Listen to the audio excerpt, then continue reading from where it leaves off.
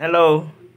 Ngayon po ay magluluto po tayo ng tinatawag natin na uh, escabeche, or maybe you can call it not really sweet and sour, but escabeche lang siya, may alat-alat ang konti. So, tapos ko na pong naprito yung isda natin, fried fish. Ayan po yan. Ito po yung fried fish natin. So, ngayon po, papakita ko yung pan na gagamitin naman natin para sa natin sa sangkutsa, or rather saute the ingredients that I'm using right now. So I will just turn the line at the fire on back, no. So medyo let's just add a little bit of oil because there's already an oil, no. May oil na tayo na ginagamit po sa atin kanina po, yung sa ginamit sa prito po, pag-fry po ng ating ng ating pong what you call this one, ng ating pong isda kanina sa when we fried our fish, no? So we have existing oil, so let's just add some little oil to avoid more oil that will make us sick. So wait for a minute, then I will get our spices. Okay, I have here my simple ingredients because I have no bell pepper, or only I have one piece of tomato. Here, it is one piece of tomato. I have to slice this, and this is a natural, I think medium size of tomato, and garlic, ginger. I have already sliced this. Like this one, and I have also this what you call this minced garlic and chopped onion. So now our pan is ready to stir our what you call this one, our spices, our ingredients. So first, I will put this ginger, sliced ginger. The next, garlic.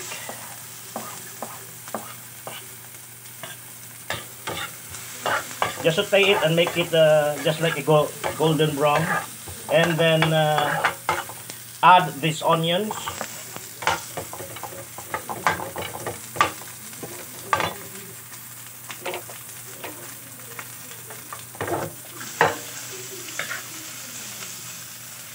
Okay, just mix this one. Okay, mix.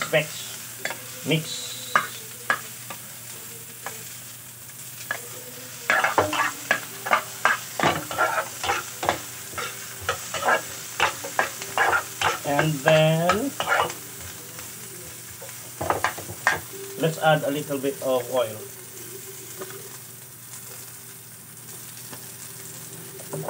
To make all these ingredients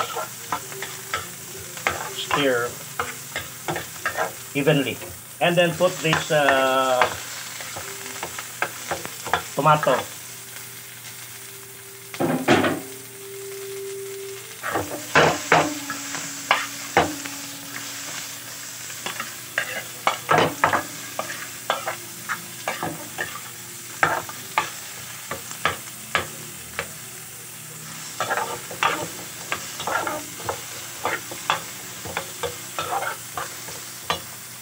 Then let's get some water.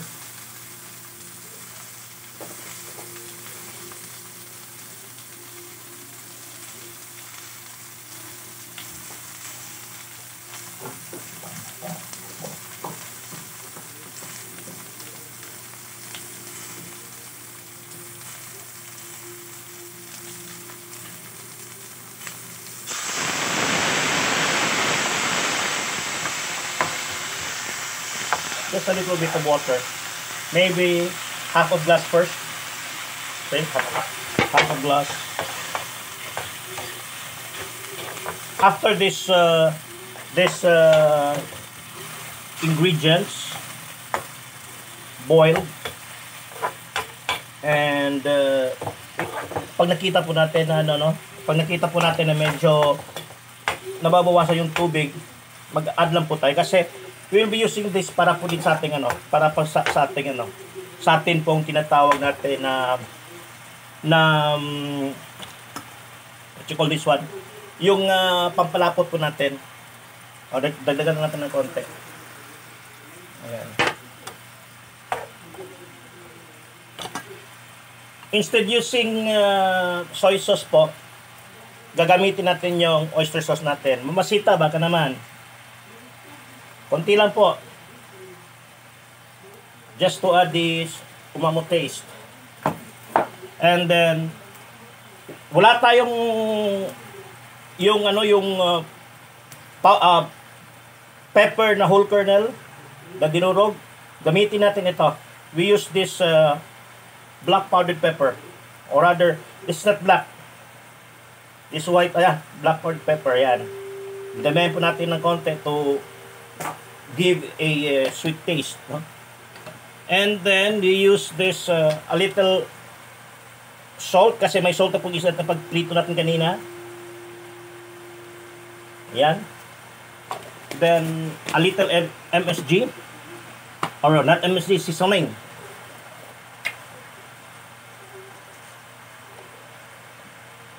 This will become our sauce. Yan. Tapos halo na po natin ng konti yan. Nahalo na po natin yan.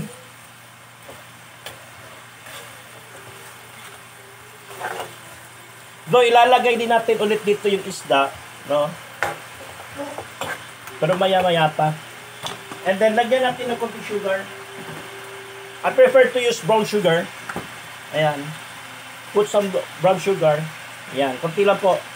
Para hindi naman masyadong sweet.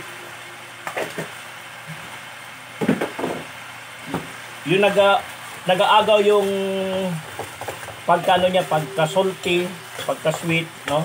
Yun yung gusto natin hanapin. Okay, then let's taste this one. Good. Good. And then put some vinegar. Oh, not vinegar. Vinegar.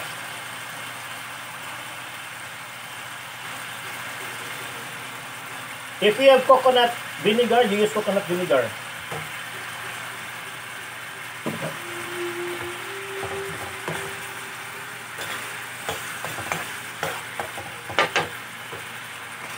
Then let's put our fish.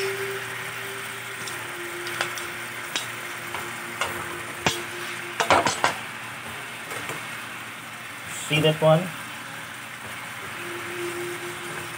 Okay.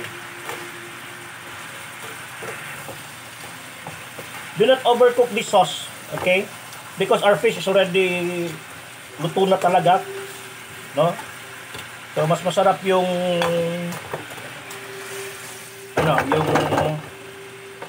may pa talaga. Masabaw pa talaga. Ayan. So kuha lang tayo ng bowl para lagyan natin ng cornstarch and flour.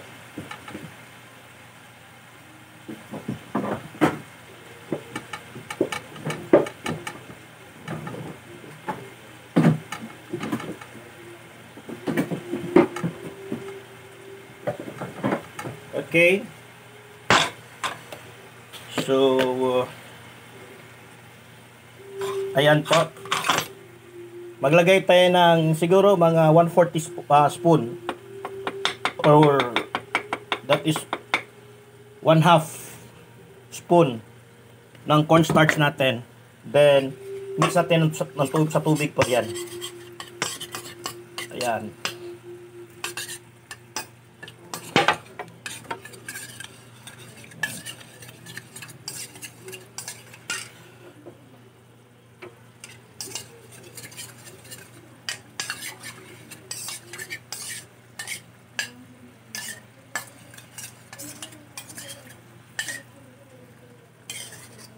Ayan.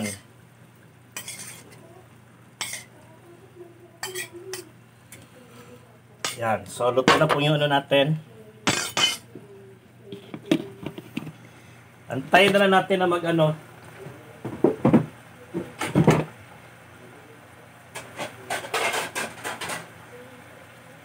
Then, we transfer this here.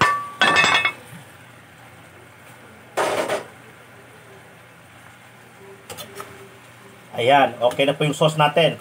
Medyo sticky na siya, yung consistency niya. Yan. Ito yung hinahanap natin, yung consistency ng ano natin. Ng sauce. Hindi masyado, ano. Ayan. So, off na natin. And then, let's transfer our fish. Yan.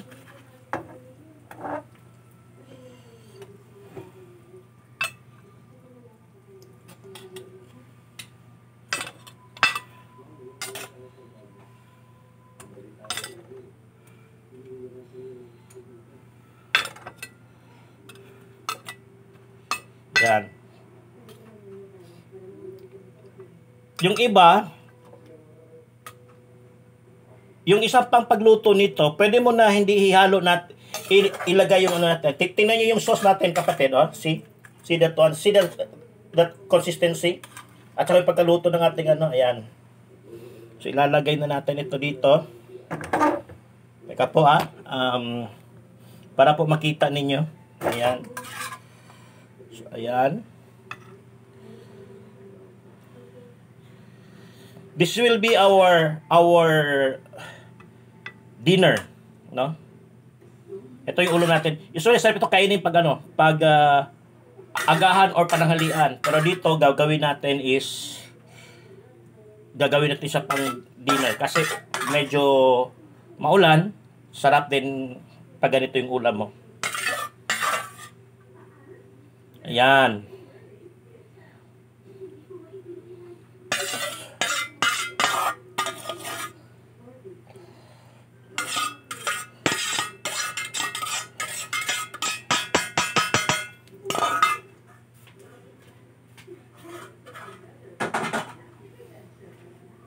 So, ayan po, tapos na po ang ating tinatawag natin na escabeche.